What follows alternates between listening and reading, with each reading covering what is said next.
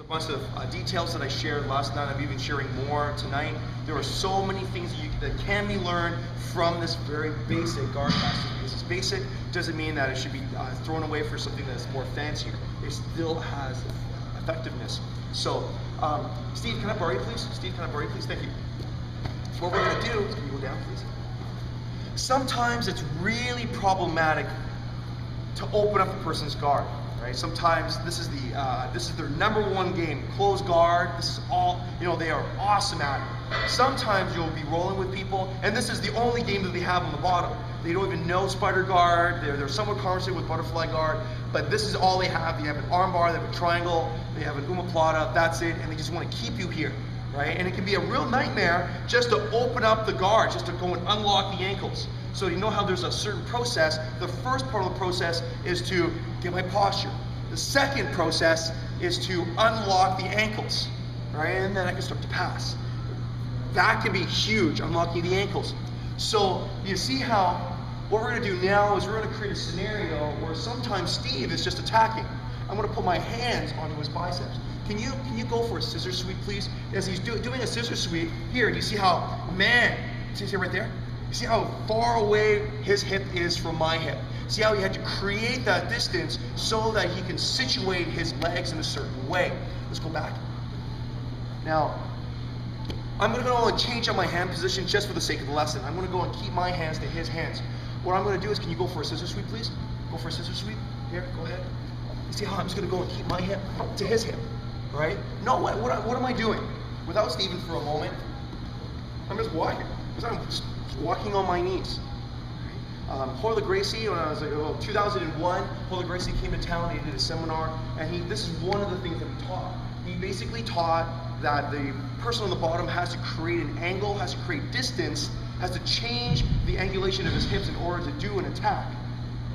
He can't just attack you right from where he is. And as long as you glue your hip to his hip, keep his hip square to your hip and directly in front of your hip, then you're safe from most of his attacks. That's all I'm doing. I'm just doing this. I'm disallowing Steve. Can I borrow you once again, please? I am disallowing angles from Steve. So go ahead, pal. You see how he's creating.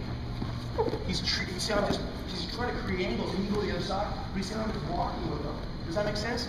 You see how once he has distance, then you can put the shin through. But note how I am just walking. I'm keeping my hip close to him. As well, not only am I keeping my hip close to him, but you see how I am maintaining strong posture. It should look like I'm in a squat, right? See how my chest is completely up? That's why I'm asking everybody to put their hands on their biceps, because my hand is, see how I'm keeping my hip close to his hip, but you see how he can still bring his shin, go ahead, in front of me, right? Does that make sense? Because my posture is too upright. So it should look, thank you. It should look like I'm doing a squat. See how I'm doing a squat? See my spine is just somewhat tilted. I don't do a squat like this where my spine is vertical to the floor. It's somewhat tilted. So, see, can I borrow you one last time? So, as he's doing that, let's do this really slow.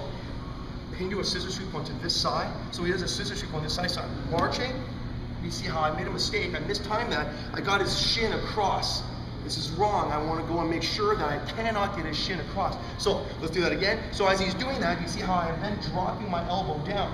It was once here on his bicep. I'm just going to go on. I'm going to drop the elbow down. Why am I dropping the elbow down? So that I am checking his thigh so I can bring my knee through, this knee up, and then start to pass. So, see, can we do that again, please? Let's do this. That's me. So go ahead and do the scissor sweep. So he's doing the scissor sweep to me. So he says he does a scissor sweep to me. Here it is. I'm just able to go and find that position to pass, right? And it's preceded by the elbow. We did this last night, and I'm trying to make it come alive tonight. As he's going for the scissor sweep, you're going to be on top. He's got my biceps. You know how, as I'm creating space, he's going to move with me.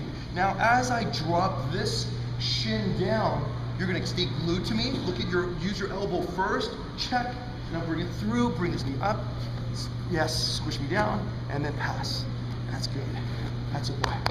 Now, do you see how, done in that slow manner, it's completely plausible, right? We want to try and eventually make it a little bit faster, more realistic, but know how, one more time, I am trying to create distance. Steve doesn't let me. Now, as I really turn, look at the elbow. Goes down, just thus checking my thigh, then checking my neck, and then checking my knee, turning out, and then squaring me up for cross side. Okay, so let's try in that very realistic manner. Thanks, Steve. That was really, really good. Good demo. Let's try that, everybody, from the scissor sweep.